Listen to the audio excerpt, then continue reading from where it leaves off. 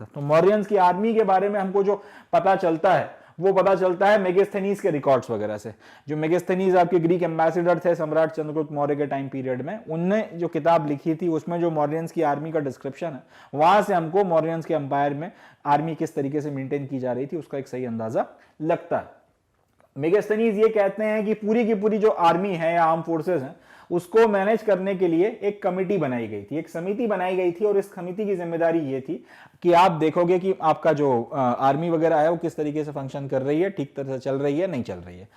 And फिर ये आगे कहते हैं कि ये जो कमेटी है ये 6 सब कमिटीज में बटी हुई थी, अलग अलग तरीके की मिलिट्री एक्टिविटीज को देखने के लिए और आपस में उनको कोऑर्डिनेट करने के लिए। अब कितनी बड़ी फौज होगी कि आपने पहले एक कमेटी बनाई है और उसके बाद उस कमेटी के आपने 6 टुकड़े कर दिए, 6 सब कमिटीज बना दी ताकि आप आर्मी की पूरी एक एक एक्टिविटी को मेंटेन करने के लिए एक सब कमेटी उसके ऊपर ध्यान दे सके। तो सबसे पहली सब कमेटी का काम क्या था? पहली जो सब कमेटी थी वो आपकी नेवी का ध्यान रखती थी। यहां से एक बात ये समझ में आती है कि मौर्यंस के पास में नौसेना भी थी, पहली चीज। दूसरा, जो सब कमेटी थी वो क्या करती थी, अगर एक से दूसरी जगह लोग मूव कर रहे हैं तो ट्रांसपोर्ट के लिए आपको जो सामान चाहिए, बैलगाड़ी, घोड़ा गाड़ी, उन सब की व्यवस्था करनी है। और रास्ते भर के लिए जो आपको यात्रा में सामान की जरूरत पड़ेगी, जो प्रोविजंस की जरूरत पड़ेगी, उसकी व्यवस्था कर रही है। तीसरा जो सब कमेटी थी वो रिस्पॉन्सिबल थी आपके फुट सोल्जर्स के लिए, पैदल सेना से रिलेटेड जो भी काम वगैरह है उसका ध्यान रखना है, उसकी जिम्मेदारी तीसरी सब कमेटी का काम था। चौथी वाली की जिम्मेदारी थी जो आपकी अश्वों की सेना है, अश्व सेना या आपके जो हॉर्सेज हैं उनका ध्यान रखना।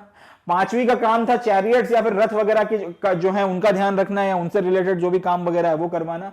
और 6 का काम था आपके जो जंगी हाथी हैं, आपके एलिफेंट्स वगैरह की देखरेख करना, देखभाल करना। अब ये सारी की सारी जो सब कमिटीज हैं अपने अलग अलग काम करती हैं और इनके काम से एक बात समझ में आती है कि मौर्यंस की आर्मी जो थी वो कितनी ज्यादा डाइवर्सिफाइड थी, उसमें कितना सारी जो चीजें थी उनका ध्यान रखा जा रहा था और उसके अलग अलग एलिमेंट्स के बारे में भी हमको पता चलता है। यहीं से हमको पता चलता है कि मौर्यंस के पास में अपनी खुद की एक नेवी भी हुआ करती थी। ये एक इंटरेस्टिंग फैक्ट है, ठीक है जी। इसके अलावा बाकी सारी जो आपकी सब कमिटीज हैं उनके भी वर्क वगैरह से आपको काफी कुछ समझ में आता है।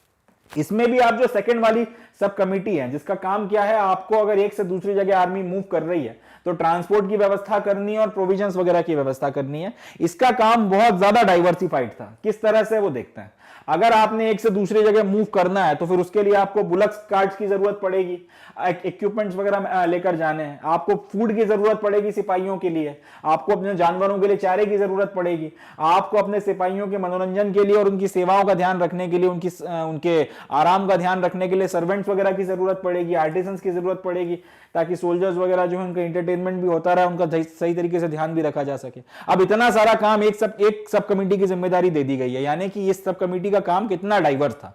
तो ये एक एग्जांपल है जिसकी मदद से हमको समझ में आता है कि एक एक सब कमेटी कितना कितना काम करती थी। ये सब कमेटी जिस तरीके से काम कर रही है इसी तरह से दूसरी सब कमेटीज भी अब नेवी के रिलेटेड एक एक एस्पेक्ट को ये वाली कमेटी देख रही है। फुट सोल्जर्स की एक एक चीज जो है ट्रेनिंग से लेकर रिक्रूटमेंट और सारी बातों को ये वाली कमेटी देख रही है। आपके जो हॉर्सेज हैं तो उनसे रिलेटेड हर बात को ये वाली कमेटी देख रही है। तो हर एक कमेटी के पास में बहुत सारा काम था और काफी ज्यादा डाइवर्सिटी आपको इस काम में देखने के लिए मिलती है। ये एक इंपॉर्टेंट पॉइंट है, इसको अपने को ध्यान रखना है। इसके अलावा अब ये तो खैर कम्युनिकेशन और आर्मी और सब की बातें हो गई, ये तो सारे फोर्सेस हो गए जिसकी मदद से आप अंपायर को साथ में रखने की कोशिश कर रहे हो। सम्राट अशोक ने एक और इंटरेस्टिंग चीज करी थी जिसकी मदद से वो अपने अंपायर को इंटैक्ट या फिर एक साथ जोड़कर रखते थे, वो था धम्म। धम्म का प्रोपेगेशन जो है इसकी मदद से सम्राट अशोक जो है वो अपने अंपायर को बाइंड कर या फिर एक साथ रखने में उसकी भी मदद लेते थे, क्योंकि धम्म के प्रिंसिपल्स ऐसे हैं जो बहुत सिंपल हैं और यूनिवर्सली एक्सेप्टेबल है। यानी कि अगर आप किसी अफगानिस्तान के व्यक्ति से बोलते हो कि बड़ों का सम्मान करो, माता पिता की इज्जत करो, अपने अलावा दूसरे धर्म के लोगों को भी जो है आप रिस्पेक्ट दो, और यही बात आप कलिंग के इलाकों में कह रहे हो, या फिर यही बात अगर आप जाके यूरोप या रशिया में भी कहोगे तो भी एक अच्छी बात है, चाहे वो कोई भी कल्चर हो, कोई भी भाषा हो, किसी भी धर्म और मत को मानने वाले लोग हों, मगर इस तरीके की बातें यूनिवर्सल एक्सेप्टेबिलिटी रखती हैं। तो धम्म के प्रोपेगेशन में अगर सम्राट अशोक इस तरीके की बातें कर रहे हैं तो इससे आपका जो है एक यूनिवर्सल गुडविल बनती है और चाहे कोई किसी भी क्षेत्र का व्यक्ति हो वो आपकी बात मानेगा, वो आपके साथ में जुड़ेगा। तो इस तरीके से धम्म का जो प्रचार प्रसार है वो कर भी सम्राट अशोक बेसिकली अपने अंपायर को इंटैक्ट रखने में मदद ले रहे थे धम्म की, और इसकी मदद से भी जो अपने अंपायर को साथ में होल्ड करके रखे हुए थे।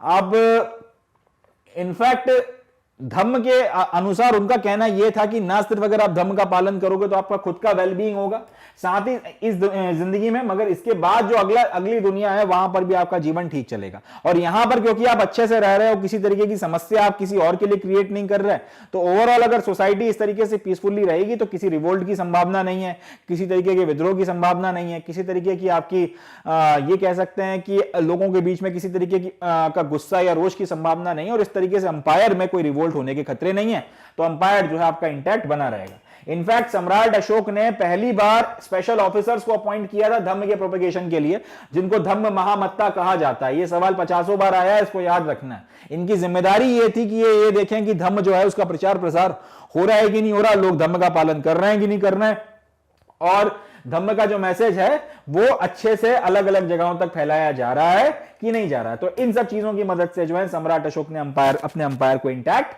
रखा था। ये अपने को ध्यान रखना है।